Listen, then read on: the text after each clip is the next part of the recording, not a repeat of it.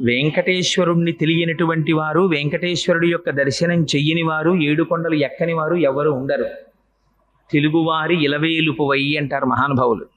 అందుకని అందున తెలుగువారికి వెంకటాచలపతి, ఆ వెంకటరమణుడు అంటే ఉండేటటువంటి భక్తి మరింత ప్రసిద్ధం. భవిష్యోత్తర పురాణం అని, ఆ భవిష్యోత్తర పురాణము, వరాహ పురాణము మొదలైనవి వెంకటాచల మహాత్యం గురించి చాలా విశేషమైనటువంటి వర్ణనం చేసి ఉన్నాయి. అసలు ఆ కొండ పేరే చాలా చిత్రమైనటువంటి పేరు. ఆ కొండ పేరు పెట్టడమే వెంకటాచలము అని పేరు పెట్టారు.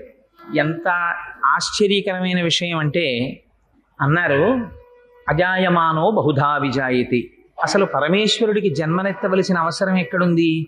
ఆయనేం మనలా కర్మ చేసినవాడు కాడు.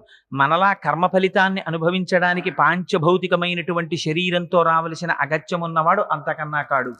మరి అటువంటి వాడు శృతంది అజాయమా